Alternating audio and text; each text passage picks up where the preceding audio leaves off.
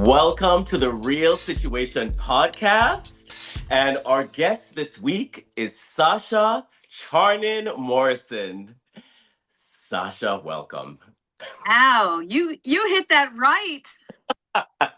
No, a lot of Oh, people get it wrong. A lot of people do the soft CH, but you hit it hard, and that's good. That's what it is. okay. Well, yes, I was reviewing it before. I was like, this is Charnin, right? Okay. So, yes, I'm glad Yes, I did thank you. you. I'm glad I Thank did you you. justice. Thank you. Well, Sasha, I am so thrilled that you're here because I feel that we've been having, some of this conversation offline, and so I'm thrilled to have this in a formal setting. Yes, Formal formal. setting. Yes, I'm honored. I am honored, and I'm so happy that this happened. Thrilled, thrilled, thrilled. But before we start, Sasha, let's give the audience some background on your resume. Okay, this is Sasha Charnin Morrison is a New York-based fashion editor, stylist, author, and cultural pundit with over 3 decades of industry experience. A veteran of Allure, Harper's Bazaar, Vanity Fair magazines, CBS Newswatch, and Us Weekly, she built her reputation as an editor with an instinct for the zeitgeist and zero tolerance for the safe take. her book, her book, Secrets of Stylists: An Insider's Guide to Styling the Stars, was the first of its kind, part insider expose, part industry manual. Sasha was named as one of Radar Magazine's most powerful figures in fashion, and she remains a fierce voice of culture, personal style, and the machinations of the fashion industry. So Oh, there's a lot for you to weigh in on here in this conversation because you have the resume and the experience to do so, Sasha. thank you. And I know that you don't hold your tongue when it comes to certain conversations about the fashion industry because, hey, as I said, you have tremendous experience and you also have tremendous opinions on these things. I do, and I do, and I also have the receipts. I have lived it, and I think I know, and it's definite. But I'm so impressed with that reading of my credentials. Well, you live that life. I know when you capture these things in these bullets and recite it back to the person, they're often like, "Well, wait, that's me. I did all." Well, yeah, yeah, you did all of these things, and that's Yeah, why. you did miss one thing. Do tell. Well, this is the funniest part. It's just that all conversations kind of stop when I drop this one because in addition to all of those fabulous things that and blessings for me that you dropped, I was in a video. I was in a music video. I think I know that. And and every time that I mention that or somebody finds out, the conversation always changes. This won't, but I was in love as a battlefield with the Pat Benatar video. Well, I gotta tell you, I saw that little bit of detail. I discovered many things about you that I did not know, Okay. but I saw that bit of detail, but I wasn't sure it was you were associated to Matt Benatar, Love is a Battlefield video. But I was just like, were you the stylist? Were you in the video? And I could not determine by the research that I did which one it was. So thank you for solving that mystery for me. I was just like, did she style the Pat Benatar video? But I didn't know No. the stylists weren't even being used for videos back then. Yes, they were. But Oh, were they? yeah, can we sidebar this conversation? Can I tell you just a little background really Oh, please, fast? please. Okay. So I like what you said about that. But basically what happened was I met the choreographer, Michael Peters, on a trip. And he just won a Tony Award for Dreamgirls. And, we had connected and we had a lot of fun. And he was great. And he left Broadway and started to style music videos. So that means that he went to LA and he co-choreographed Thriller, Beat It. He was the guy in the he was the white jacket gang leader in Beat It. Of course. I mean, Yeah, a story right. choreographer, story dancer, but not known as a stylist. Well, so what happens is I go to the audition because he says, "Hey, I'm doing this Pat Benatar video for her new song Love is a Battlefield.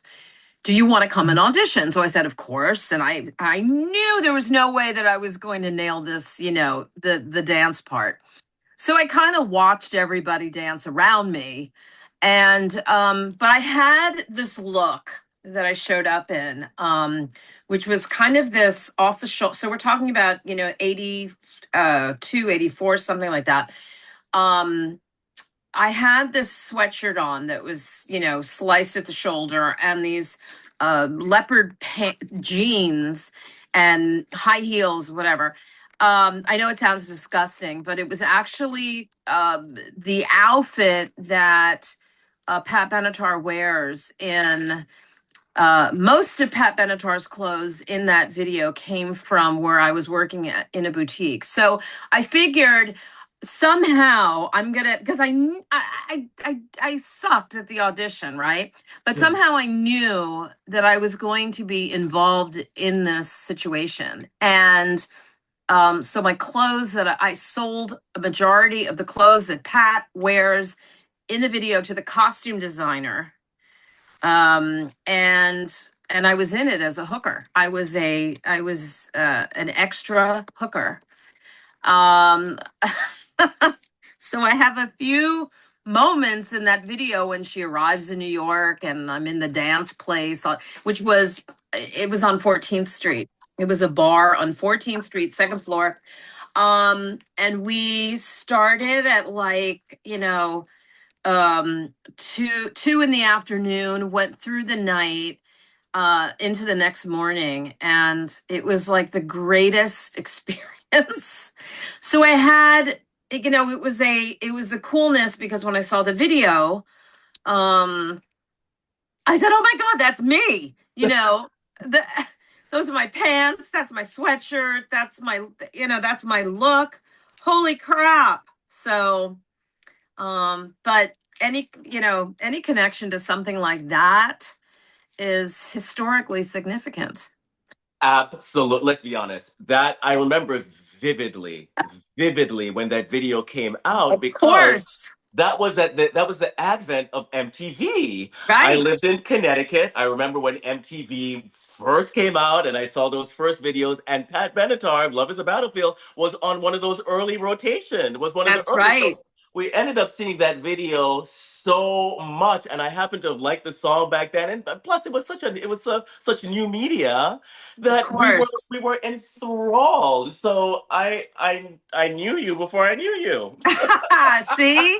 I know. See, that's it. That's a lot of people knew me before they knew me. That's actually you just nailed it. So there you That's go. that's quite major, but also like, we're not going to get into this quite yet. But Sasha, you grew up in you were born in New York City, grew up in New York City. You're from you're not just a fashion lady. You're from a showbiz family, and so you're steeped in all of this media stuff. You're steeped in fashion, steeped in showbiz, and so it doesn't surprise me that you have a legacy story like that where you were in a video, very a la Naomi Campbell. Yeah, right. Exactly. Right. Because she was in Culture Club or what? Yes. Exactly. I Yes. Yes. love that. I love that bit of detail there. So thank you for clarifying that because I was just like, I know she's associated to Pat Benatar, but how? So How? thank you for that There you detail. go. There you go. Okay, well we're gonna deal with the history and we're gonna deal with the Okay. present. And actually, let's start with that. Okay. On your tagline, let's call it on your Instagram, you said that you are an old school editor with an influencer mindset. I thought that Yes. was so telling. Now, when did you realize that those two were not in conflict?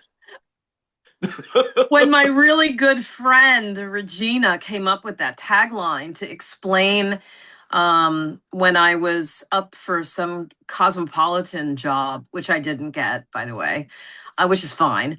I She came up with that, and I thought, oh my God, that's me. And that explains everything in that little passage and that title, everything you need to know. Well, it sounds and reads potent to me, but Yes. I need for you to break it down for me. What are the tenets of this headline? Well, it really just means that I I'm an old school editor a fashion editor that comes to the table that can be involved in the conversation that's current, because of the way that I think, how I have always thought, and how I can put things together, that most people don't necessarily think about, and using my knowledge and creativity, and just it's a marriage, and suddenly I can keep in the conversation that's current, also referencing stuff from the past. Well, actually, it's quite prescient that The Devil Wears Prada 2 is about to release, and Yes. much of that conversation is about that old school editor profile. Yes. Now, what did your old school editor profile look like? Were you this bitchy, editor that reamed the assistants and all of that, or was it a different profile for you? No, no. Okay, Oh, by the way, what did that look like? if I do we are we out able to say certain words? Yeah, I would say whatever you want. Okay. So, no, I was never shitty. I don't think I was, but I always thought that we were fun. But I was an assistant to the assistant when I started. And my stepmother was the creative director at Vogue, but I didn't work for her. I worked at Vanity Fair, and my devil wore YSL. Okay.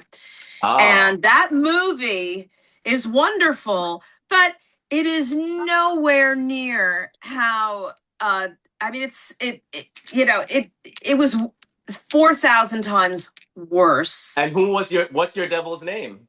Marina Schiano. Oh, I also name names because I was just talking about this the other night, and when I was hired as an assistant to the assistant, I did really shitty things. I mean, meaning job things. So I was cleaning mugs and filling up coffee jugs and cleaning ashtrays, and taking a lot of verbal assaults on whatever the hell it was that day. And but I have to tell you something interesting about when you're in a situation like that, and especially 40 years ago, there was a thrill in it. And even though, I mean, she could have fired me on a Friday, I would have shown up on Monday because I just loved that job so much. And I knew at the time, well, I was very ambitious and stupid. I didn't play it right. I was too ambitious for my own good, meaning that there was a moment when I could have been the assistant and not the assistant to the assistant. And I blew it with my ambition. And then I had got an attitude. And so my Vanity Fair experience with my devil lasted for 9 months, and then I was out. I mean, I literally got fired. I mean, things had been escalating, but I got fired because it was, this is always, everybody has a very similar story like this on their downfall. But I had a fever, and I was dropping off presents that Marina had personally wrapped. I dropped off some dog biscuits to Carolina Herrera's dogs. And I don't know. I was not in a good head, and because I was ill. And I guess the dog biscuit chipped on the top, just a little teeny corner, and that was it. I was out. That was That was your it. exit. It was so crazy. And then that was it. That was the end of it. But it was little it was little things like that, little mistakes. But had I played that type of job right and correctly, I probably would have had a totally different approach to what I was doing. I was 21.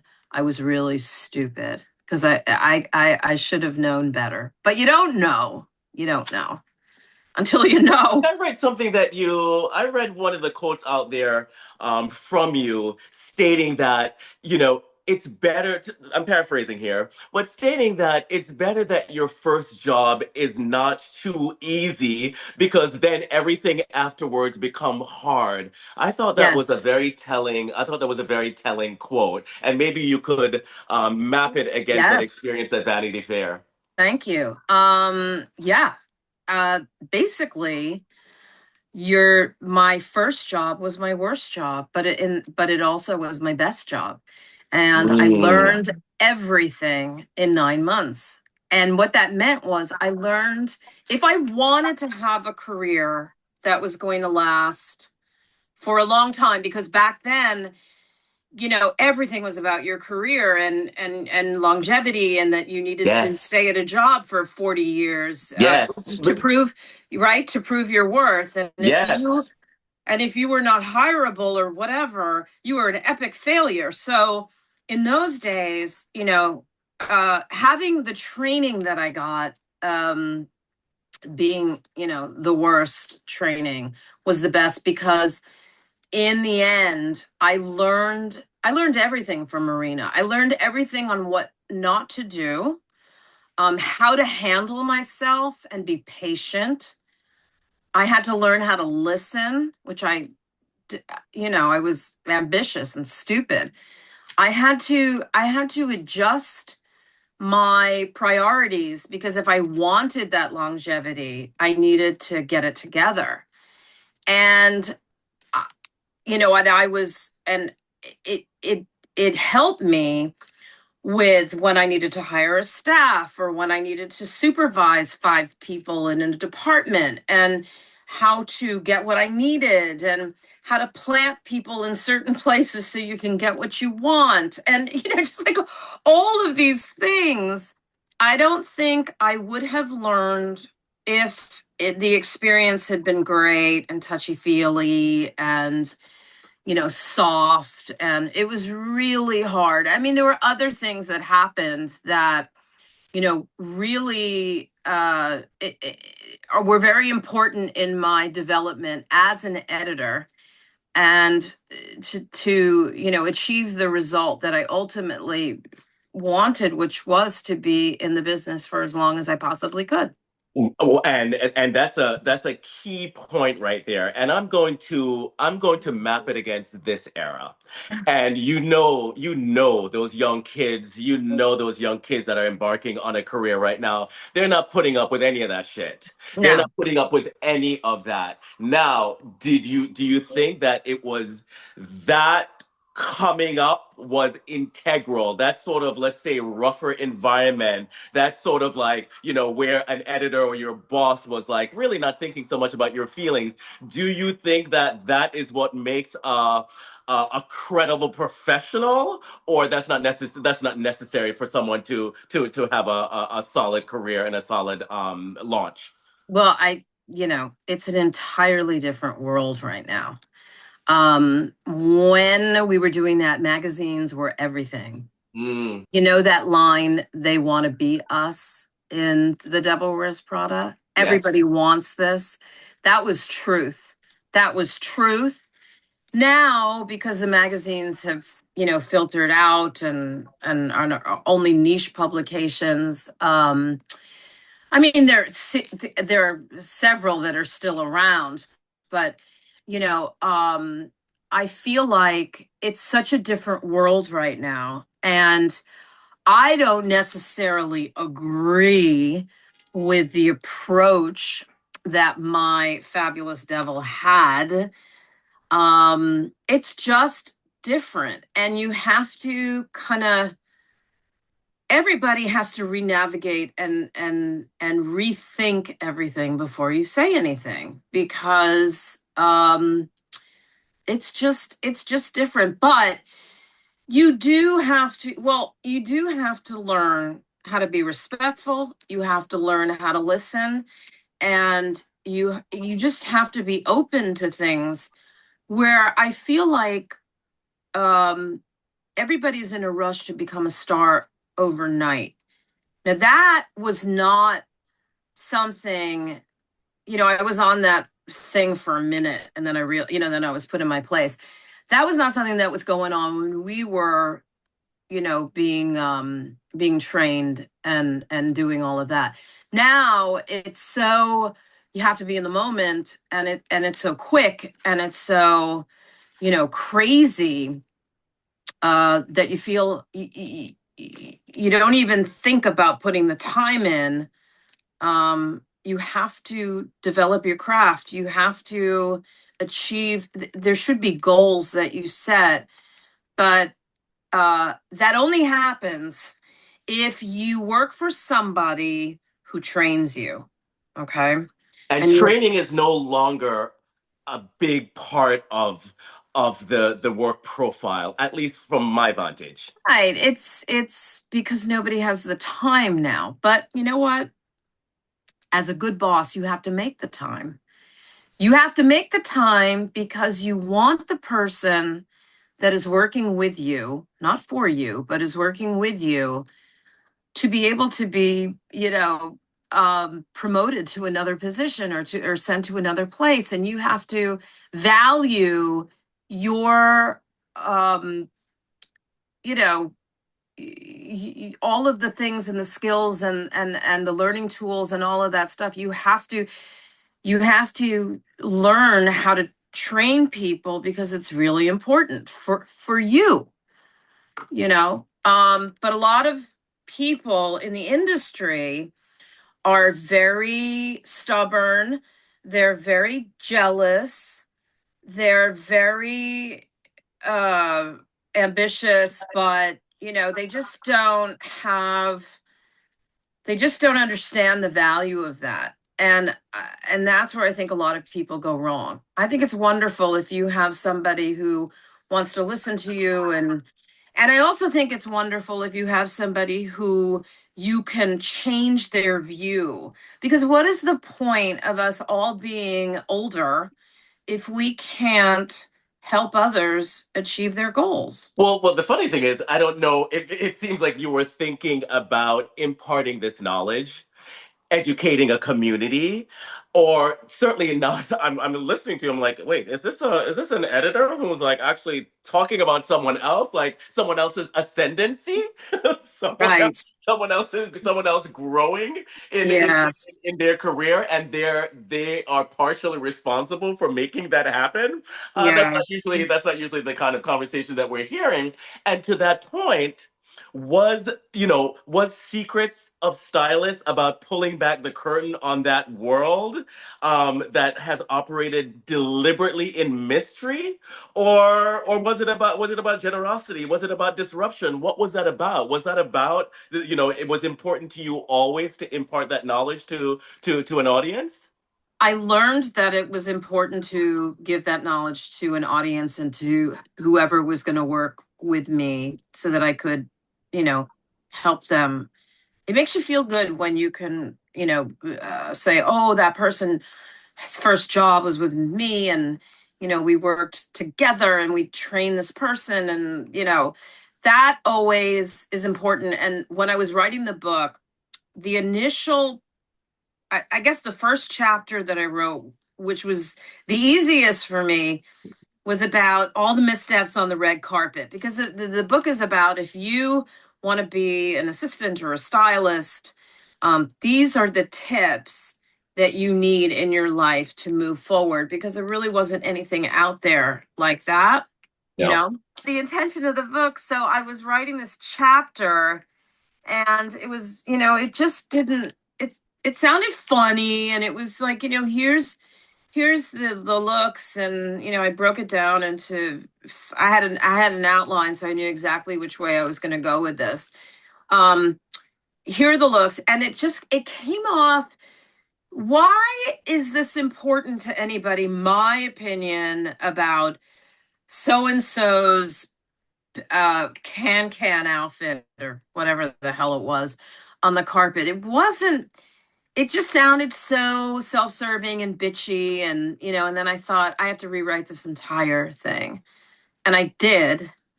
And I called up numerous stylists and I said, "Give me your take on these pictures."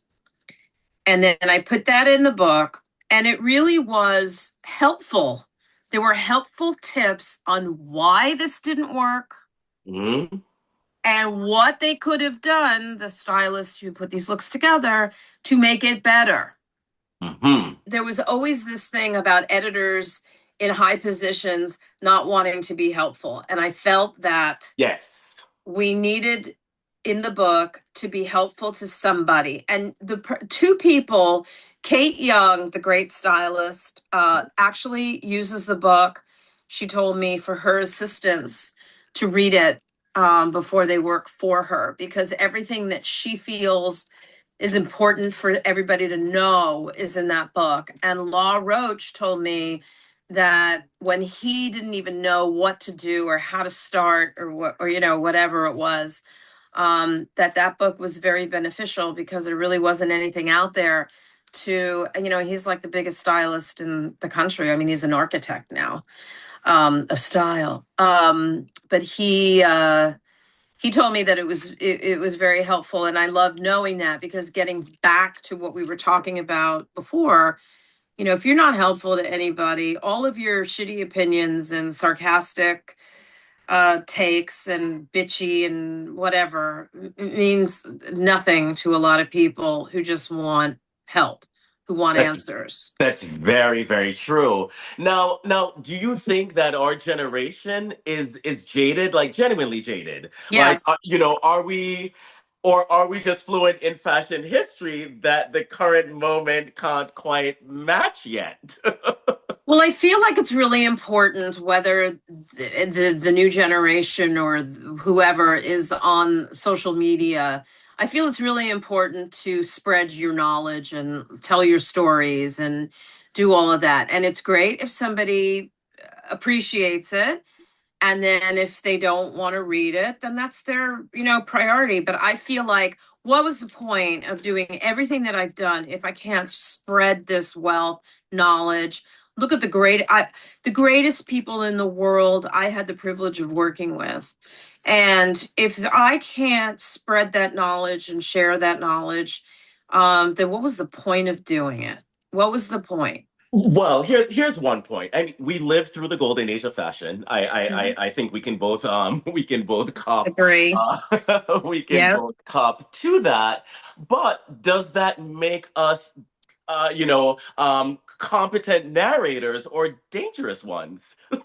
Because we're holding to a time that it was qualified, that it was Right. certifiably so, and we're just harkening back solely to that time. Like that, I wonder sometimes. I wonder, and I definitely love to talk to the new generation because I feel that we are living in a new age, and what sometimes is the point of waxing lyrical about that which was.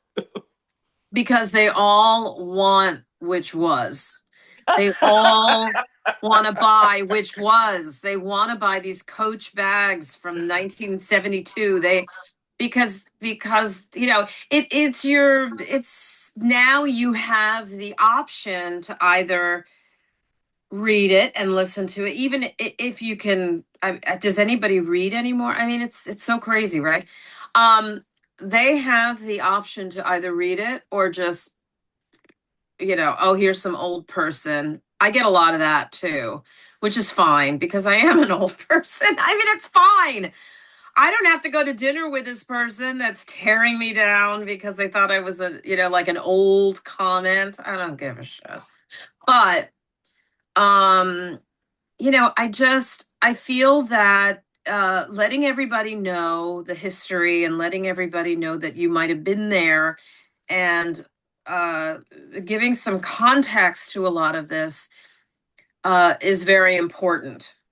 And they just have everybody has a choice to either read it or discard it, or I have the option to just take it down. It doesn't, Fair enough. yeah. what about now, Sasha? What about now in terms of right now though? What about right now in terms of inspiration in this moment? Where do you seek that? Where do you go for that? Well, personally, I love to, I know how to critique the runway. I mean, critiquing is no longer, I don't understand a lot of what people are saying. They don't, it's a whole, it's a whole bunch of, they ate it, they this, they that. Like, what does that mean? What does that, no, but it's okay. And it's okay to say that, but what does that actually mean? I mean, I just, I don't really understand a lot of what people are saying, but and again, I could just go, ugh, just don't engage with this craziness if you, unless you want to get into it, But what I get a lot of, I know how to watch a runway show. I know how to take what they're doing on the runway and kind of recast it for people that I sell to or people that I post to. I like getting the news. I take it for what it's, I take the news. If tassels suddenly are becoming the most important thing, then, maybe I should start looking at tassels over fringe. There's a Right. difference. There's a difference. Okay. Because if you look at it, there's a whole, there are differences. You can't say that it's the same thing. So I get a lot of that from the runway. I get so much inspiration from a lot of people who post stuff about things. I don't want to know so much about me, because that Mm, bores me because mm. I don't agree or I'm not a follower of this particular person. They could do whatever they want. I don't really care. But I I like it when I can see people who have like incredible content and actually f-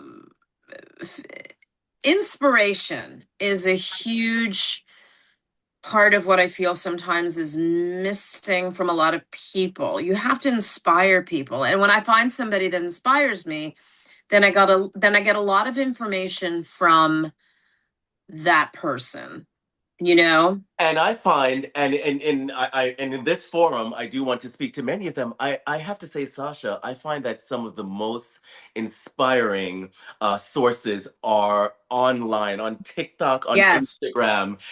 They have their delivery, the Yes. vocabulary, the condensation of their critique is so rich. It's so potent. I find that they're so, in many ways, when during our era the editors was very clear that they are the arbiters, that they are the tastemakers, that you go to them. But my discovery in this age has largely been online. These youngsters who are not asking for permission and Right. whose education, I don't know where they got it, but I know that what they're saying is very interesting, is very compelling, and it's Yeah. very educational to me Yeah. in this era. Someone who's still covering this industry, who's still interested in it, but I may not have the same passion that I did, Right. 30 years ago. I most certainly do not. And I don't follow it in the same ways that I do. And others do. Others are in the liner notes of the industry and really Yeah. are very, very, very knowledgeable. And so yeah, that's where I'm finding a lot of my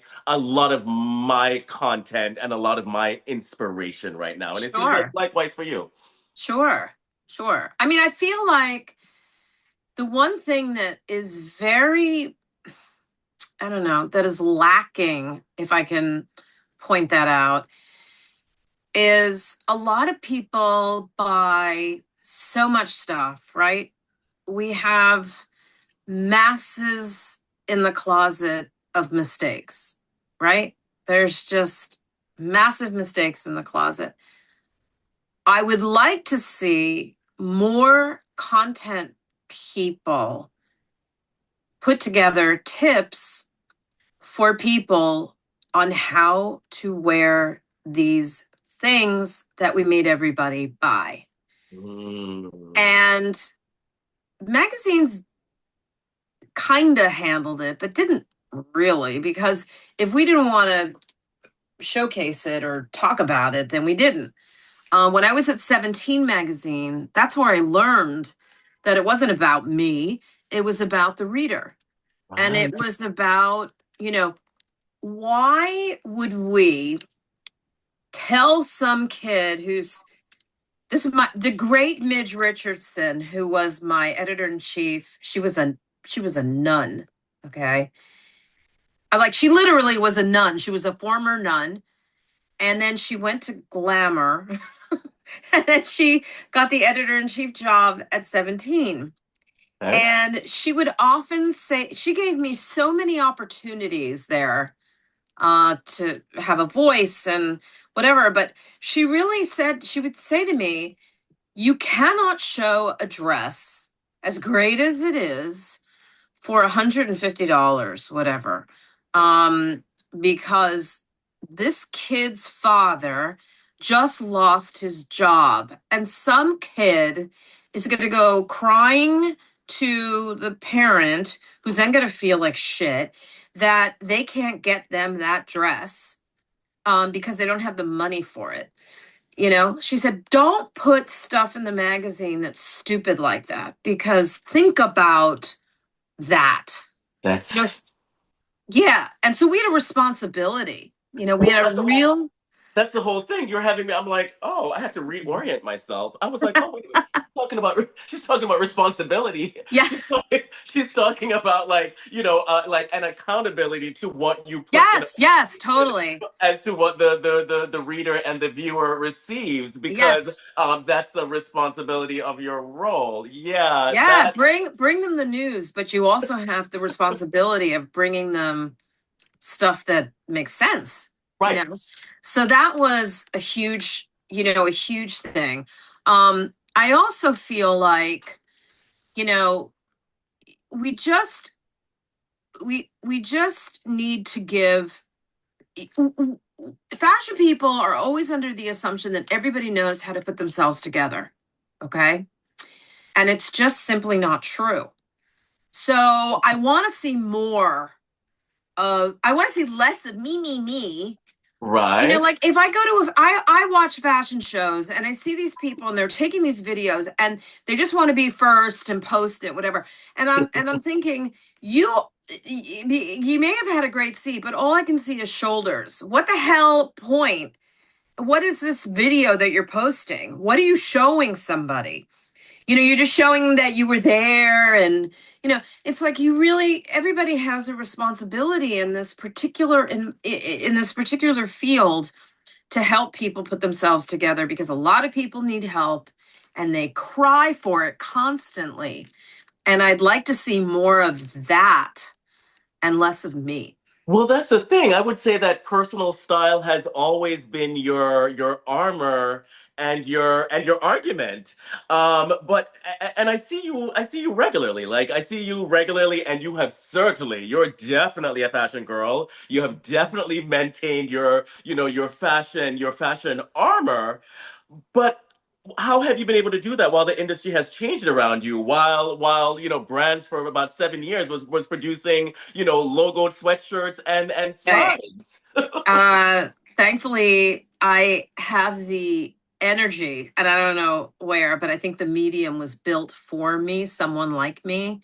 I have the energy to constantly post stuff, and you know, I just I wish I had more energy, because I'd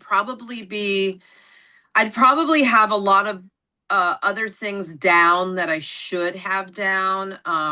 But I just feel like this particular medium with social media really responded to me, and I found it easy because I read a lot of what influencers say. It's so hard it's so hard. And I'm thinking it's so easy.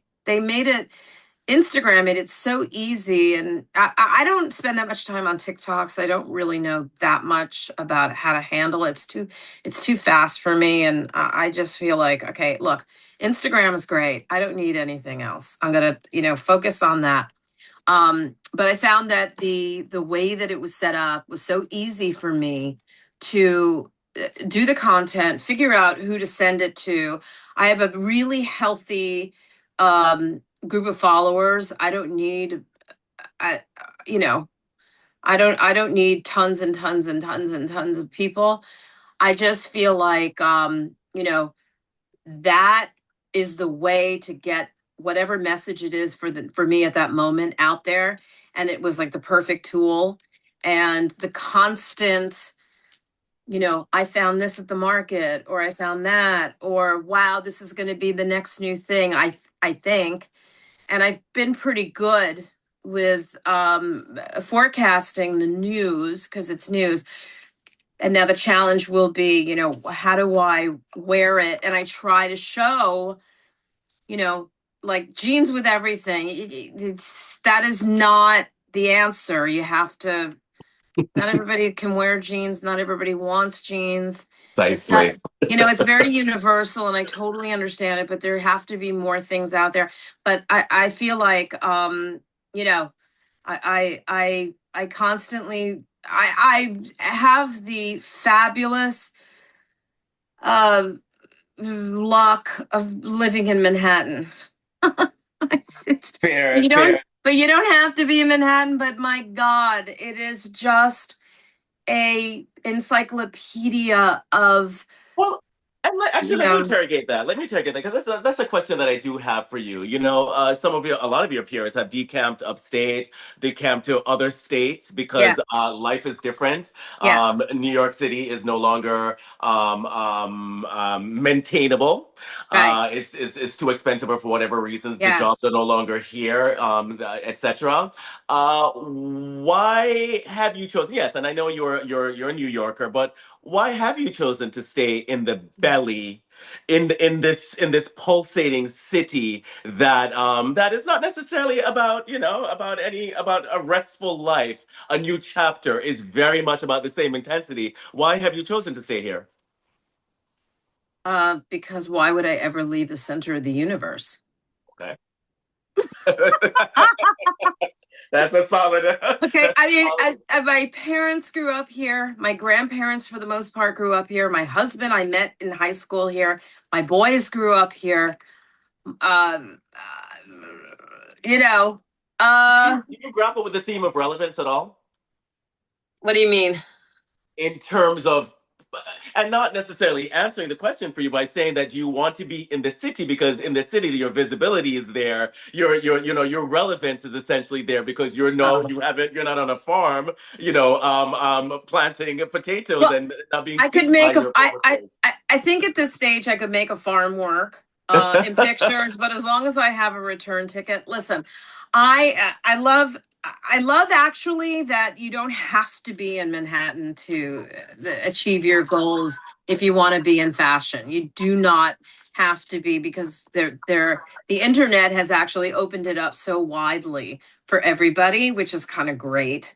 So it's not just New York. Just personally, I just can't see it any other way. I mean, my mother's 93, she's great. She Wow. says, yeah, she says things like, I just want to open the window and smell garbage, you A know? true New Yorker. Yeah. And I thought, yeah, exactly. Do you think that youth is overrated, or innovation does reside in youth culture? It's always been that way. I mean, come on. It's like nothing's changed. I mean, look at Hollywood. I mean, it's always been that way.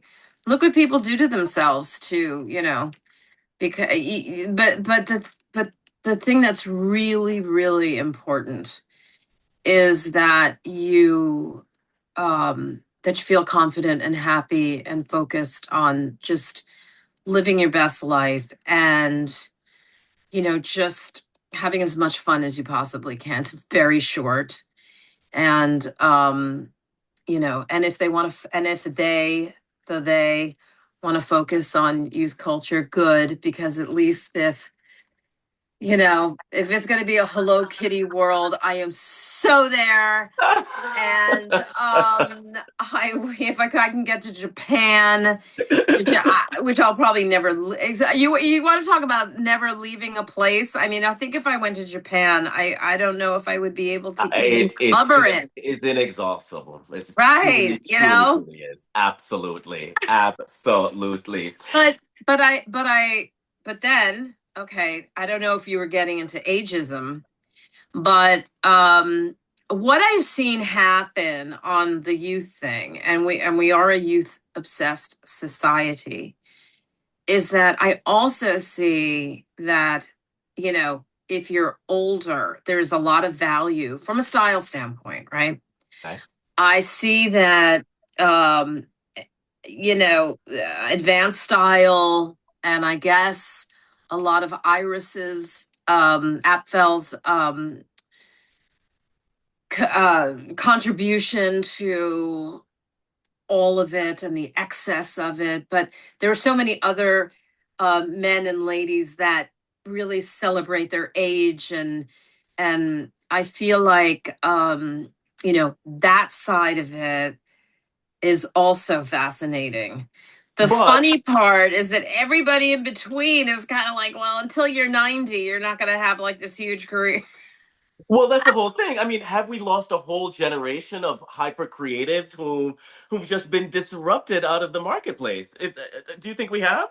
Yes, I think we've lost a lot of people because a lot of people don't know how to deal with that. They're starting to finally get into, the forgotten woman or the forgotten man. Um, Finally, but it's still a climb to try to find a job, to try to find your style, to try to find your lifestyle choices, to it's a good challenge to have, but it is a challenge if you're in between. If you're in between and then looking down then on the ones starting out, I mean, what's your actual prescription for them? What's your actual instructions for the new generation, The new not generation, the inspirational one, not the inspirational one, the real one.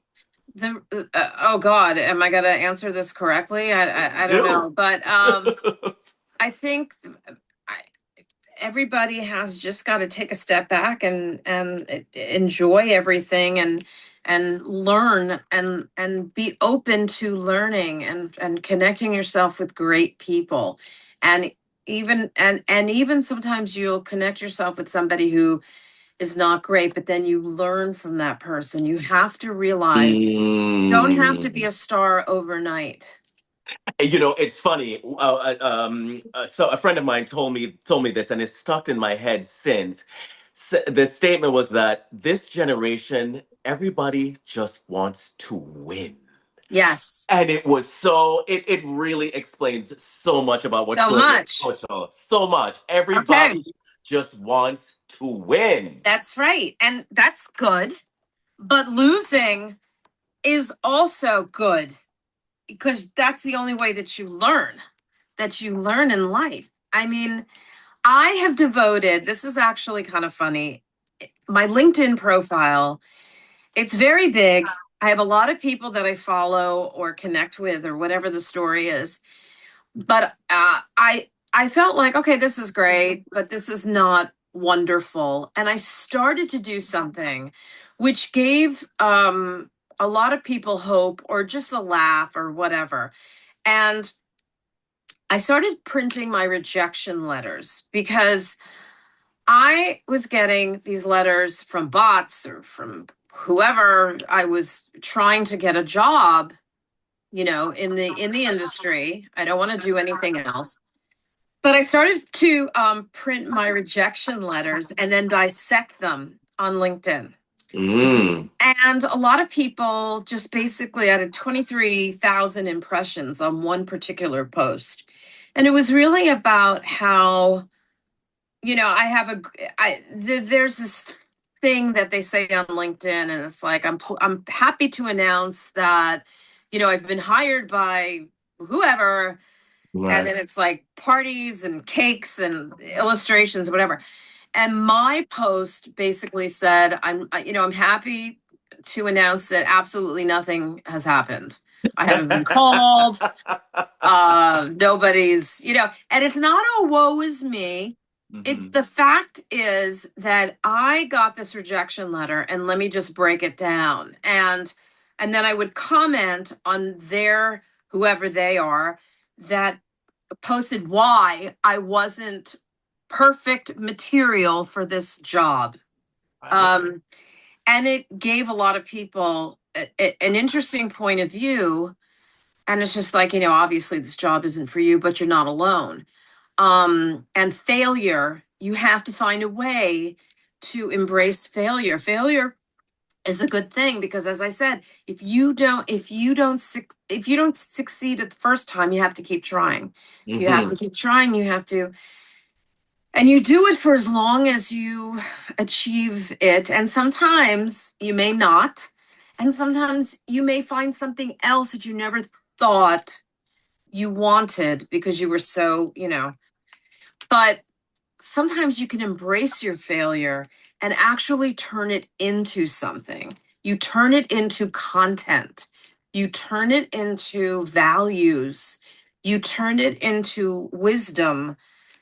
But failure is so important. And it's a shame that it always gets, poo-pooed and, um, that Almost embarrassing. and embarrassing. And that's why I Hmm. started doing that on Hmm. LinkedIn because nobody else was really doing that, was really saying this, you know, how is it embarrassing? It's like, cool. Oh, and by the way, when I started reading the breakdowns, I mean, I was reading one breakdown. Somebody sent me this job the other day, and I was reading the breakdowns to my husband. And by about, I don't even know how I was able to go past sentence two. I said, what is this job? What do they really think? They really think somebody is going to stay for all hours to like do this, all of this work. What are these are the goals that they want this particular person. I don't want to work for this place. I think also when you interview at certain places, you have to start. They always say, "Do you ever have any questions?" And then you're always afraid to ask a question. It's like, don't be afraid. Don't be disrespectful, but you can ask a question. Ask the question. Ask the Hmm. question because then you'll know. Well, it's really interesting that we're yes, we're speaking professionally about the industry and the work in the industry. That's what we're actually speaking about. But this brings back this quote also that I read out there from you. It's saying that the best people are truly the ones that work, or something to that effect. I thought that was interesting. It seems like you've always sort of like held to, that professional profile. You've always respected that professional profile and all that it stands for. Uh, but that came with experience. I didn't know that before, but it Mm. came with experience. And that's why it's so important to not want to, you know, build uh everything in 5 minutes. You need experience in order to thrive. It's really simple. It But nothing's changed. It's really the truth. I mean, with that, it's it's just funny every that you say that. It's funny also that you say that because, I've, in terms of experience, just one example that I have, I've been looking at influencer culture. I have my thesis on influencer culture, and just looking at that and all that, I've just been like, just sit in your seat. Just we need for this to have like a real season. And when I talk about a season, I'm talking about like a decade. This needs to have like a real season, real time for it to have peaks and valleys, for it to be tested, for all kinds of things to happen under that umbrella, for it to be better understood. One could conjecture so many things at the advent of something, but you don't really know until you have that experience, and that's what you're speaking from. 100%. It's Yeah. it's it's it's it's really tremendous, and so I super understand that. Now, the my final question to you is: if you were to instruct, now, an editor or stylist who's coming up today, and Mhm. ask what the industry owes them, what does the industry owe? Oh, what do you say to the individual what the industry owes them? Because you come into an industry like this, you feel as though that there's space for you. It's just a matter of finding the right one. That I think that's what the audience thinks about the industry. But do you agree with that? Do you think that there's a space for those one that want to enter it, or it's a free for all at this time? I think it's a little bit of both. Okay. So, I think there's definitely a space if you're willing to put in the commitment to it. Um, a lot of people want to do it, and that's great. I think, yeah, I think there's, I think, but you can't think, I'm like, I think, you can't, you can't think that you, um, are given that. You can't think, what am I saying? You're entitled to that. You're entitled to it. Thank you. You can't think That right. Right. that was my problem because I felt like I was entitled to that job that I felt that I was supposed to get. The second that, and a lot of people feel that that's the way to go. And I don't believe that entitlement, because, oh my God, I'm so glad you said entitlement because I couldn't think of the word. Entitlement is such a curse. It's not, it's just, it's just like, it's really a hard one, and you want to try to stay away from that. You want to try to make sure that nobody says, oh, she's so entitled or he's so entitled. Mm. That's actually, yeah, that one is a no-no. um I think you need to go through the process. I think you need, now that doesn't mean that you have to go through the old-fashioned process. Right. But it means that you need to put in the work. And take steps. There's steps. There's steps to this for That's sure. right. And I Absolutely. think, but you have to make sure that you have somebody that you're working with that can explain that to you or train you. And if you don't, I guess you should try to follow people that do inspire you. And the great thing about social media is you can reach out to these people now, and ask questions. And you must be, it's almost like you can't step down and stop doing it. It's a constant send that thing. If there's somebody that you admire, send them a DM, or get into the comments section of a media post, or you know try to figure out a way to be extremely resourceful. I mean, that is so important. um it doesn't mean that you're entitled, it just means that you're really smart. Now, do you celebrate the easy access, or you lament I that? love it. I love it. I mean, we had to bang on doors and, you know, print out these resumes or whatever, and then see them being thrown in the garbage if you even got that far. Mm. Now it's like, use these tools. Use these tools Use because these we tools. didn't have those tools. Use You these have, and you have tools. no excuse to just sit back and again think that you're entitled to, whatever. But use the tools, Mm. use it to your advantage. It's almost like having your own office space within your phone or your computer. And because for the most part it's free, use it all. Use it all. And yes, you could be blocked. You could become annoying. You could be all of those things. And if that happens, then go on to try the next person, and then try to figure out exactly what went wrong.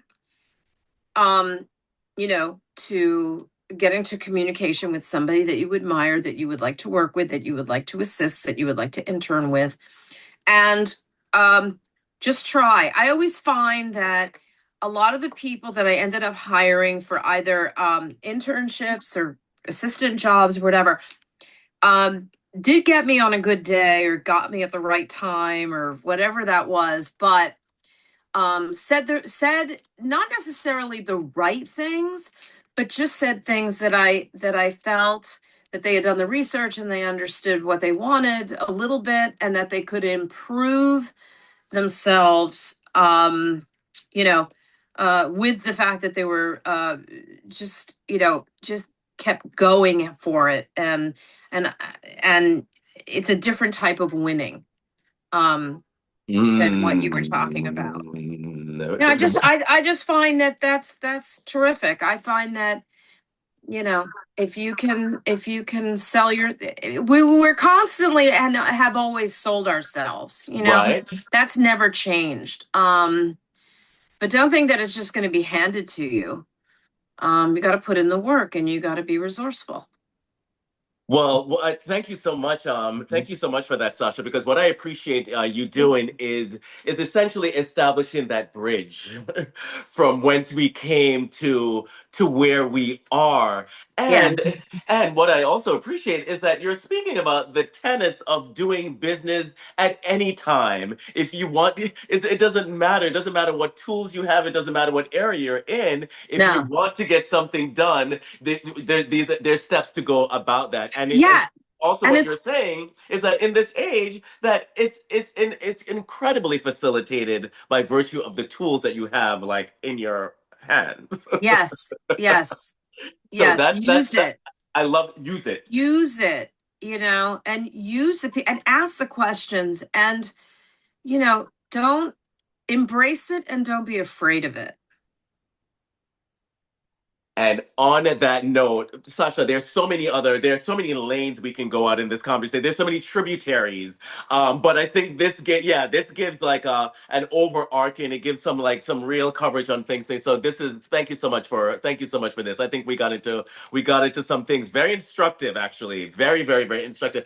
But that's what I really wanted information on. Like from coming from this era and how now, because one of the inspiring things for me seeing on you is just coming through. You're fully your actualized self. You're fully steeped in fashion. We can still wax lyrical about whatever fashion news came out this week, last night, whatever the case may be. You're still very current.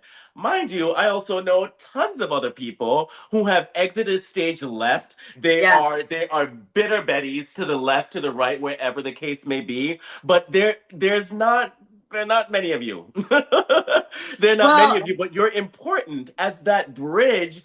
All this knowledge that you just dropped in this conversation, all of that is still relevant and it's important. It yes. is. And you also refreshed me. I was like, oh yeah, oh that's right. That needs to happen. Oh yeah, that yes. Because you forget we're in this age of like you see something on your Instagram, it's like everything is synthesized and collated so quickly that Yeah. we forget about so many things that were part of the ingredients in this stew. Yes. And I just want to say, listen, for those who are not doing it, it's not for everybody. No. And that's why I said that this was built for me. I mean, I didn't ask for it. It was just there, and I'm grateful. But a lot of people, they're so tired. I mean, it's tiring. As you get older, it's tiring. And as I said, I wish I had more energy for it because I would do things a little differently. But it's not for everyone. It really isn't. And you have to figure out, is this really what I want? And of course, it's like everybody wants to be in fashion because it's so glamorous.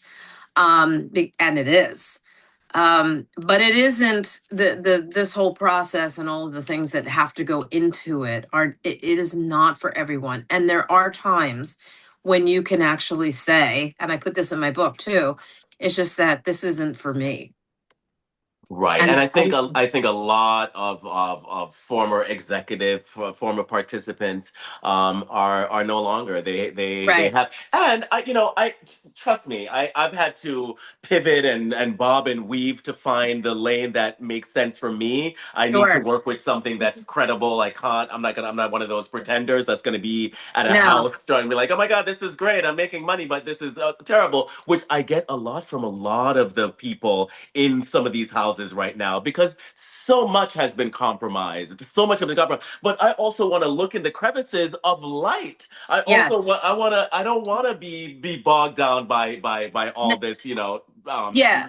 But negativity. also, to give you just a really big pat on the back and just to let you know, like how, our connection, when I see you on the weekend, because I see you most every weekend, um, there is something wonderful about how you treat your customer, and you're so kind and very complimentary. And I think that goes a really long way. It's not, there's no you don't have an air of knowing more than anybody. You don't give off that thing. I feel like it's nice to know that you are very welcoming, and you're very knowledgeable, of course, and you have all of this incredible stuff, but you're very complimentary and wonderful, when and educational, when I see you with other people.